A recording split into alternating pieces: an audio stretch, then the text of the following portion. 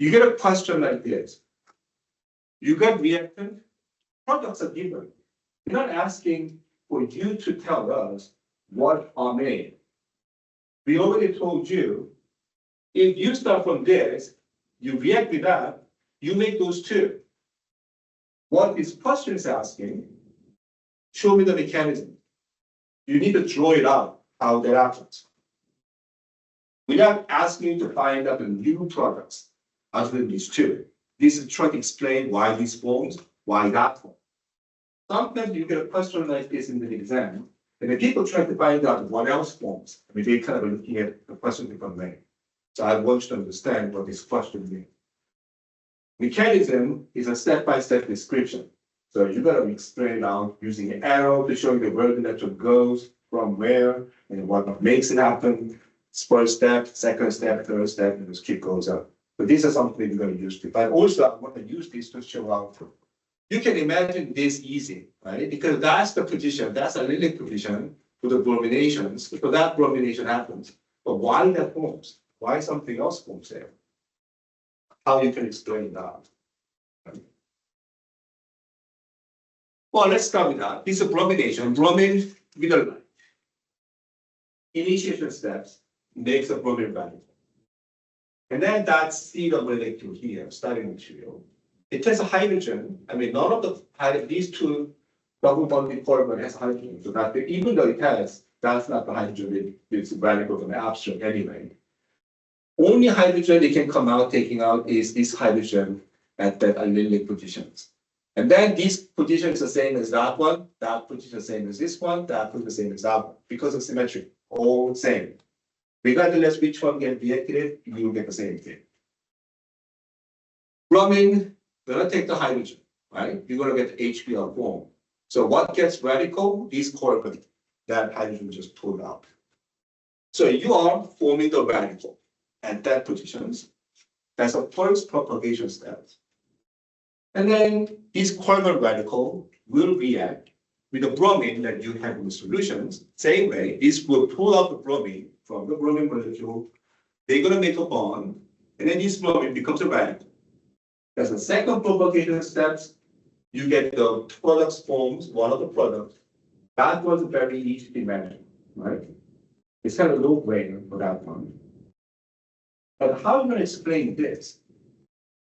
Double bond used to be here. Why it shift over there? Why it moved to different position?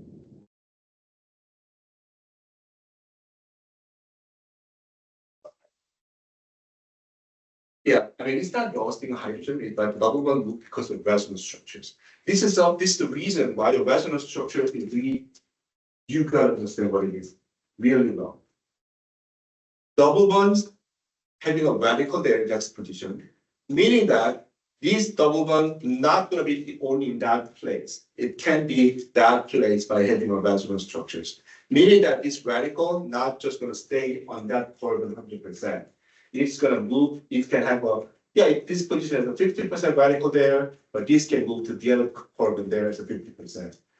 So this one electron comes in, another electron comes out, make the double bond move there like this. And then this carbon now becomes a radical. You should be able to draw the resonance structures, but the arrow that you need to use with this radical should be the fishhook arrow, not the regular arrow that you could use later. So you gotta get used to drawing these type of fishhook arrow because it's gonna make the drawing very crowded, but that's something you gotta do.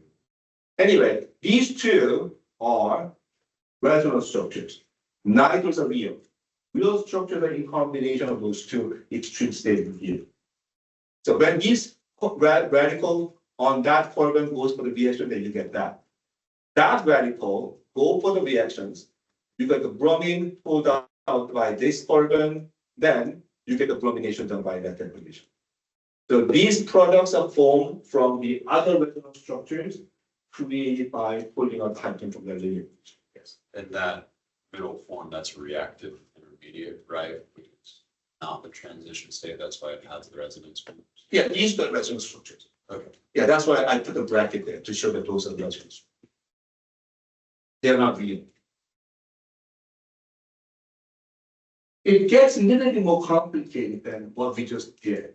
I mean, this is a description of explaining how this forms, how that forms. This is what I want.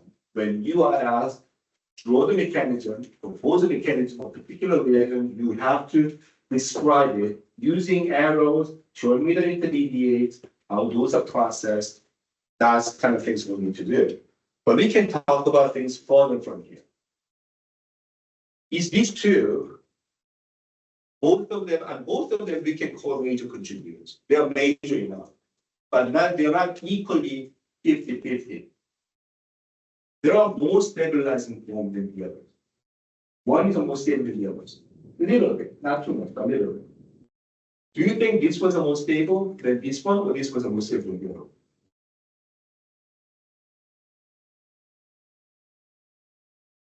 So these variables on this carbon is something we can call primary carbon, right? It's variables on primary, which being resonance stabilized by a primary, a ligand primary. This variable is on the tertiary carbon. So between these two, which one do you think will be more stable? The more substituted one, because a radical is electron depletion species. The more active chain it has, it gets stabilized. Tertiary radical has a 3 carbon chain stabilizing this radical. Primary radical just 1 carbon chain stabilizing the radical. So these are more stabilized than the other form, just a little bit more.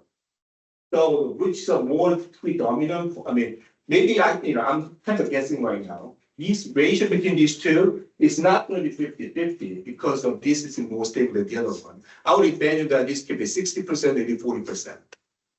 So between these two, we can probably ask you which one's going to be major products, even with these resonance stable structures, possibly showing 2 products. But we can also ask between these two, which one of those two will be the major? Because the most stable intermediates will be producing a major product.